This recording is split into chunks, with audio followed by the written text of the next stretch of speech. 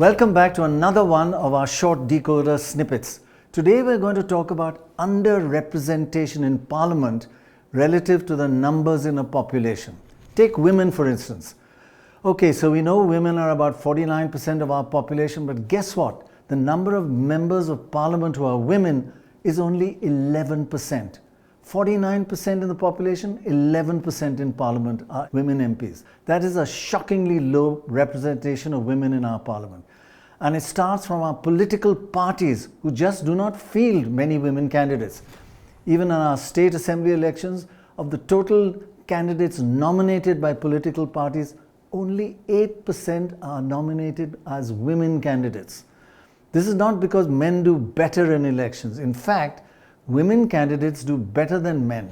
In all elections since 1952, on average, 21% of women candidates win their seats, while only 13% of men win their seats. So 21 to 13.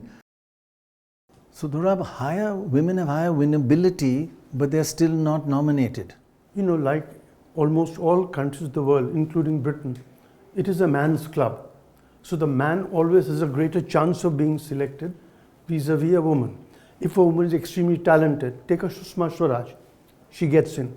If somebody is widow, she gets in. So you have to work twice as hard to get a seat, if you're a woman. Contest a seat if you're a woman, than if you're a man.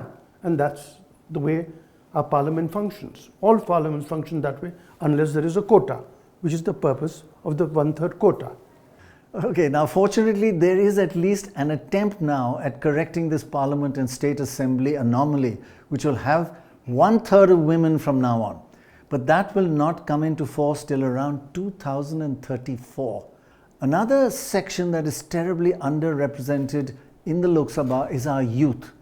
While the age group between 18 and 40 years make up nearly 60% of our population, in Parliament only 13% of our MPs are in this age group, and it's getting worse every year. In the early years, after independence, 24% of our MPs were under 40. Now that has fallen to 13%. Don't you think, therefore, Parliament is a bit out of sync with the population? Yes, it is. And if you look at those 13%, I think there is a book which shows that most of them are sons of earlier parliamentarians. You know, there is no term limit. Nobody ever retires. Like old soldiers never die, they only fade away. They last forever. Right, but it really is a kind of a dichotomy between the population and Parliament. Yes, it is. But you know, that's happening in America too. It's everywhere. So long as there aren't term limits, you will have people serving forever if they can win the seat. Right.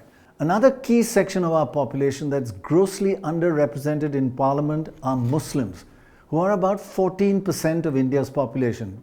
But guess what? Only 5% of our MPs are Muslims, which is a massive underrepresentation. In the 75 years since independence, some regional parties like the RJD, the Samajwadi Party and the Trinamool Congress have nominated about 16% Muslim candidates each, which kind of adequately matches the Muslim population in their states.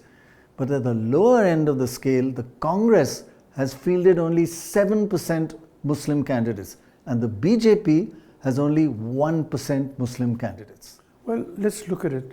The three parties you mentioned, the three states you mentioned, have more than 20% of Muslims in the population. So in these parties, these states, the parties make it feel sensible to give tickets to Muslims. Where there's 4% Muslims, nobody wants to give a Muslim a ticket. And some parties, as you said, so the Congress, the national parties, give fewer tickets. And the BJP, of course, I think this time has given probably a couple of tickets to Muslims. Out of 500 or whatever they're finding. 400 odd 400 tickets. Odd tickets. Yeah. But also even the Congress, even in Bengal and in UP, very few Muslims, not matching the 16-17% that the regional parties are doing. Yes. It's just a complete mismatch. I think the regional parties are close to the people, so they think we should give them more tickets because they are, they understand that's people better. Right. So that's it. Parliament terribly underrepresents many sections of our society. Thanks very much for watching, and do log on to deKoder.com for more deKoder snippets.